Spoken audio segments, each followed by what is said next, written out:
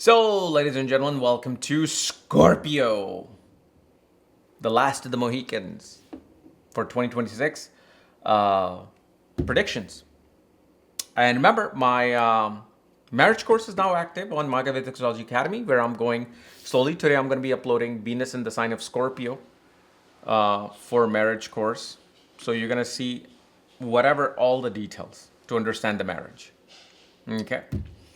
And if you want more detailed analysis of your reading for transit, you can go to karasastrology.com under the shop section, where you'll find all my consultations, books, reports. So, what's happening in 2026? So, as you know, Jupiter is right now retrograde in your 8th house in Gemini, especially in Punarvasu Nakshatra till March 11th, and then it goes direct all the way till first week of June, and then it moves into Cancer, right? And right now, Jupiter is also from the 4th house where Rahu is in Aquarius and Satvishak Nakshatra is looking at the 8th house with Jupiter. And Saturn is in the 5th house in Pisces and Uttarabhadrapada Nakshatra, while Ketu is in the 10th house in Leo. Now, why am I describing all these things? There's a reason behind it. I didn't do this with every other ascendant by describing all these planets in the beginning. Because what this energy is doing is that mostly all Scorpio ascendants are looking to change their work. They're looking to change their work. They're feeling stagnant in their work. They want a transformation. Their entire karma, the force of karma. What is a force of karma? Force of karma represents the force of the consciousness action. Karma is something that you're performing, right? So that force of action, these alignments is saying that I need a change. I need something new to come about. While some other ascendants are like, I'm good. As long as I just get my promotion or I get these clients, I'm good. Scorpio wants that transformation right now. Because that's what the alignments are. Because see, Ketu's in the 10th house in Leo. Right? And especially he's going to be entering Magha Nakshatra by next year. I think March. Okay? So what happens is a person naturally begins to feel that detachment from the environment around them. Because Magha is a nakshatra that puts you in a state of duality. And what is that duality? That duality is a duality of living and the dead. Like you will see, naturally when someone has, let's say, Moon in Magha Nakshatra, they're constantly thinking about afterlife. They're constantly thinking about one day I'm going to go, what's going to be there, what's going to be on that side.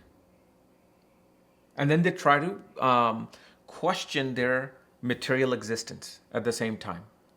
What is all this money and house that I'm running after when tomorrow I could die? Right? So on a temporary basis, Ketu does that in your work. What is the point of me doing these programming and all that and making some kid more billions in their mansion? One begins to question that environment around them. And then they start to get detached from that environment. Then what happens is Rahu, who's in the 4th house, okay, is looking at Jupiter in the 8th house in Punarvasu Nakshatra, which is a planet of your income and money.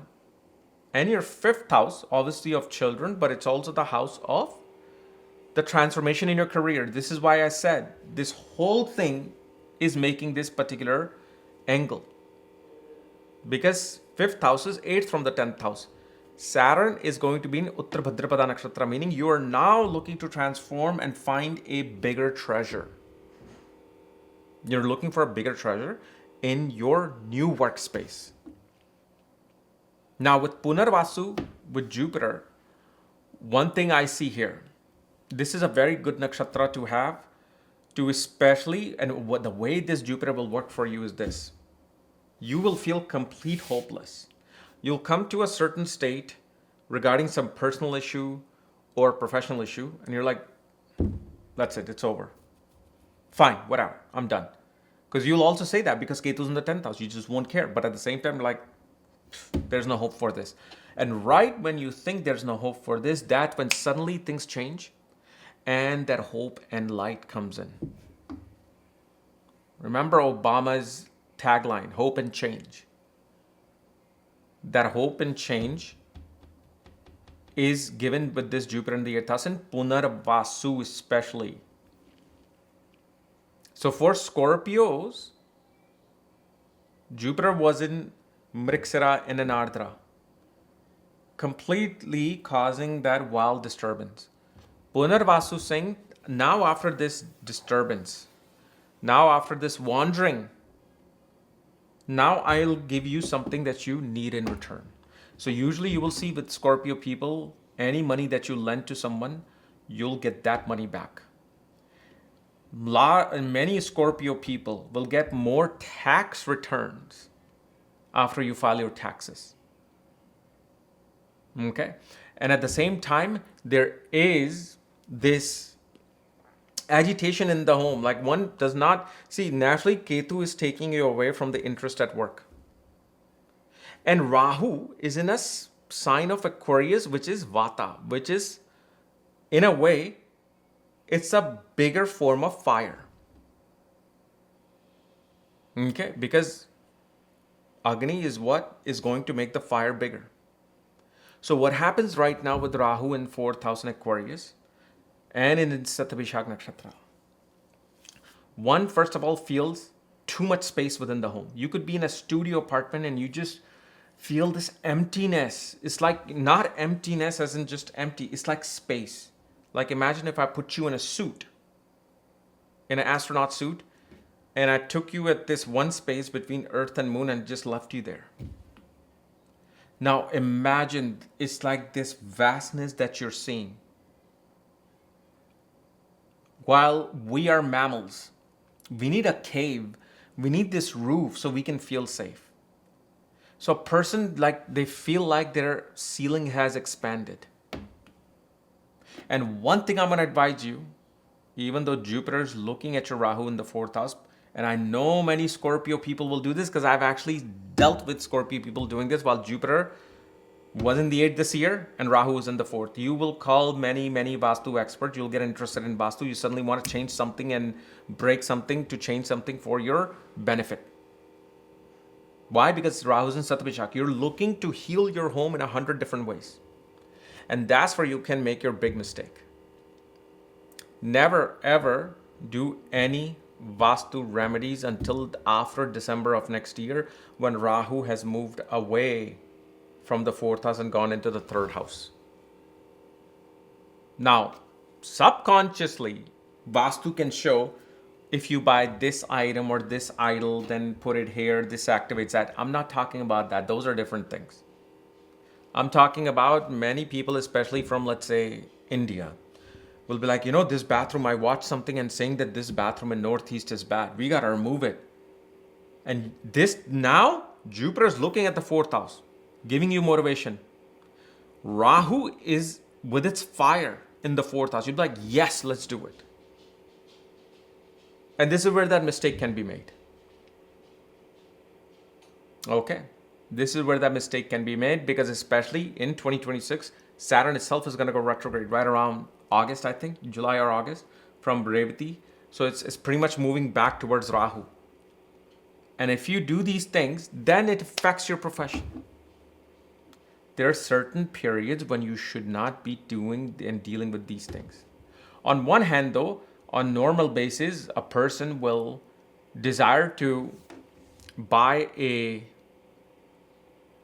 bigger or grander piece of furniture for their home, especially when Saturn is retrograde. You will see when that time, the 3-month time when Saturn is retrograde, while all these alignments are there, and especially right now, see, Mars is in Sagittarius, Capricorn, Aquarius, March, and then April, May. Like especially right around September, you will get this agitation. Because again, I have to also calculate Mars because Mars brings about either vulnerability or motivation towards an action. Okay. And right now, especially if let's say this Jupiter and Rahu, let's say moon is in the 4th house or in the 8th house in your birth chart, most definitely this is a time period for transfer to take place or change of residence to take place. And especially if moon is somehow involved, you could be in that mode that, okay, I'm burnt out and I want to change my job, change my work. I want to leave. I need time off. Because now they're strictly affecting your mind. And your mind is not just the mind, the moon. It is the womb. It's the womb that holds all your karmas. This is why when moon gets affected with certain planet, the triggering point really starts from there. And I will probably make videos later on about certain planets being affected for certain ascendants. I might just do that. Okay. Then, this is also the period for the Scorpio people will suddenly decide to do some big investments.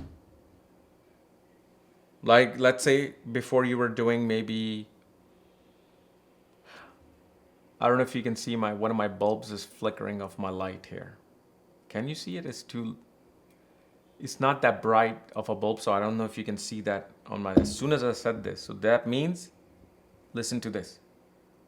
Because let's say if in the past 4 or 5 years you were making like 1,000, 5,000 a year investment in your stocks portfolio, crypto portfolio, something, and now you might do 30,000. And I can't say that this is a good or bad thing because we don't know which planets are being affected to make you do this particular investments. Some people may actually gain from that. Some people can suddenly do that and then the thing goes down. So it's important to see which planets are being affected, especially Venus. Because Venus is the 12th lord for Scorpio. And then during this period, naturally, big responsibility. You're going to have to take on some responsibility related to your mother's money, income, or banking issues. You will also have to you'll be forced to pay attention and do some work for the spouse. Before that you ignored, now it's going to become very important for you to focus on that particular work. This is also the period that a person is going to have to deal with budgeting. Okay? Budgeting in their money and finances, especially and this becomes more important if you're married. Also, you will notice since literally January of this year, you become like an accountant. I don't care if you're an artist. I don't care if you're a musician or a software engineer or a lawyer.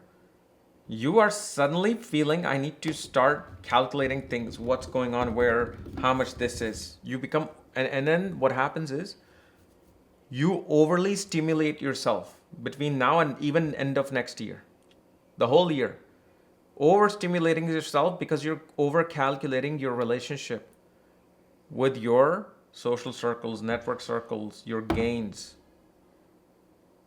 And and also the mistake you make right now that gets you into a bit of a depression is when you start planning things 5 years ahead, especially related to your income and gains. Can't do that. You have to only focus on the next 2 weeks. That's it. When it comes to how much money or less money I will make, don't plan like, oh, in the next 5 years, I need to be making $2 million a year. But what if I don't? World is going to get ahead of me. And next thing you know, you're just bringing that consciousness down. That's what happened. It's like, I'll give you a best example. The way these Scorpio highs and lows work for Scorpio Ascendant, because Saturn is looking at the 11th house in Virgo. Okay? Is that, imagine if you had a lottery ticket and you saw it and the numbers were there and exactly the same numbers came in. Now imagine your heart palpitating. You suddenly starting to imagine, oh my God, I have won $600 million. And you're imagining, I'm going to pay my house off. I'm going to get this car. I'm going to get that car. I'm going to go this. I'm going to do this. Da, da, da, da. And so that static high is there, right? That's when you're planning forward. Now imagine at the same time you find out that lottery ticket is an expired lottery ticket that was 6 months, 6 months before. And like, oh no, this is not the same ticket. And then suddenly that energy comes down, right? That's the same kind of feeling that happens with Scorpio when they begin to think about their gains too much.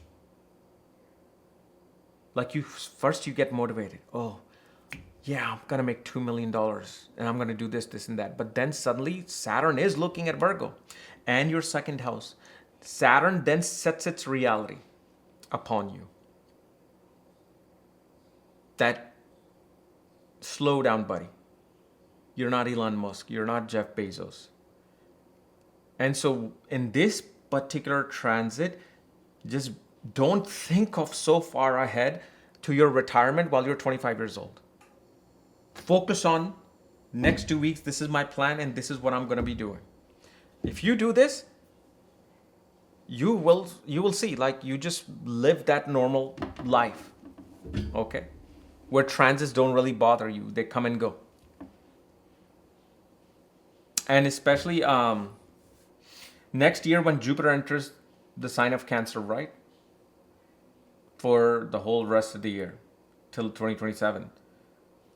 So obviously Jupiter is going to be looking at Saturn in the 9th house. So if you, let's say, do want to change and not make a mistake about changing your job, because right now Rahu is affecting your prana, you, the Jiva Karka. So impulsive actions could be taken that may not make sense later on. Let Jupiter go into the 9th house. Now, if an offer comes in based on your chart and is better, yeah, you should take it. But when Jupiter actually enters the 9th house in Cancer, looks at Saturn in the 5th house, this is where now the double transit of Jupiter and Saturn takes place. Now it actually gives you that benefit result of suddenly finding that transformation in your profession and career. Suddenly finding transformation in your home, improving things in the home. And also, actually, many Scorpio people, this is your chance if you're planning on children.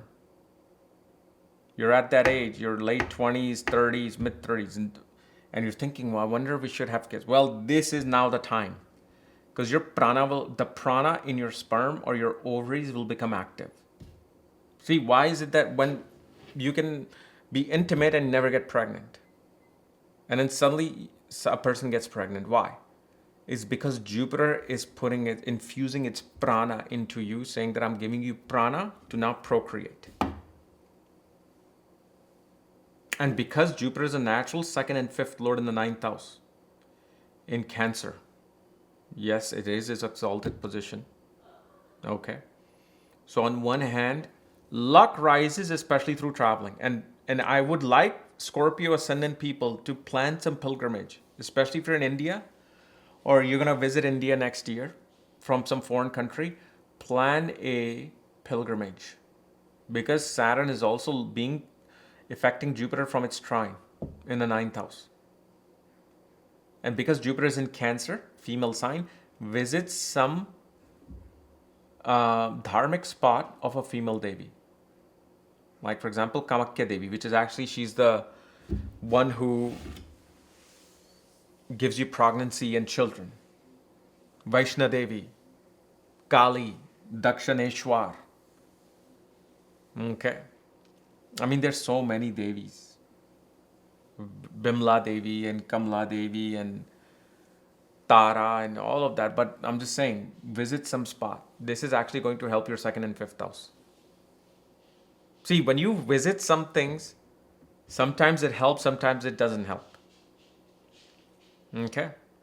But literally, if you were to go into that just in the month of June, while Jupiter is in Punarvasu Nakshatra, or even Pushya as well, great benefits come in for the individual. Okay. So this was my analysis for Scorpio Ascendant for 2026. And so remember, if you want any more details of these, how exactly things are manifest, check out the links here, astrology.com. And remember, my marriage course is also active on my website, Magha Vedic Astrology Academy. Otherwise, we'll see you later. Bye-bye.